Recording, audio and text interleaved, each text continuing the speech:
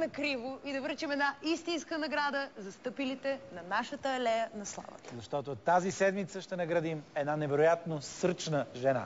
Тя стана шампион в игра, за която са нужни 22 футболисти без ръце, набучени на метален прът. Спокойно, не става въпрос за нашето футболно първенство, а вижте за какво става въпрос в следващото видео.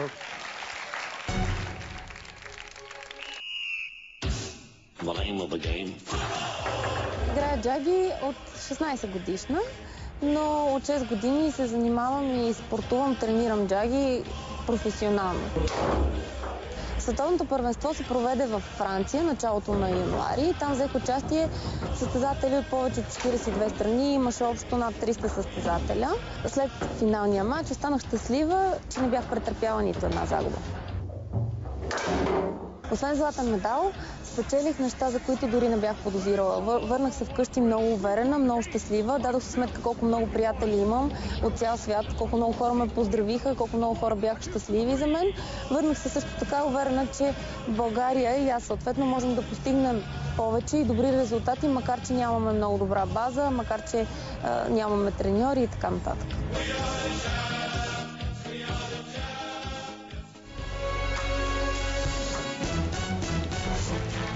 Посрещнете с аплодисменти новата световна шампионка в турнира по джаги Екатерина Атанасова.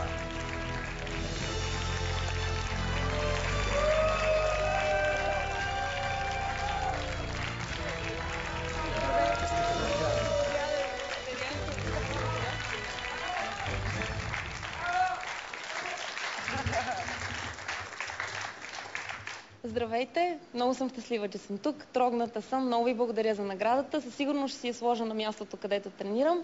Искам да благодаря на моите близки приятели и също на съотборниците, че ме подкрепяха. За мен тази година беше много успешна.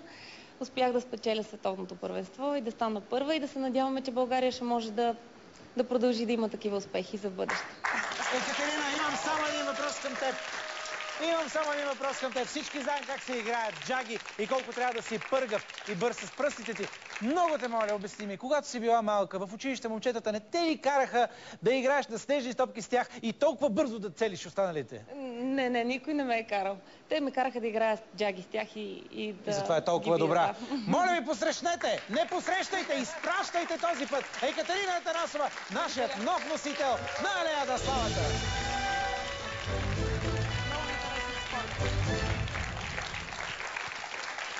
Много обичам такъв спорт. Ти играла ли си някога джаги? Да, но не съм много добра. Може да си направим турнир. Мога да те науча как се играе.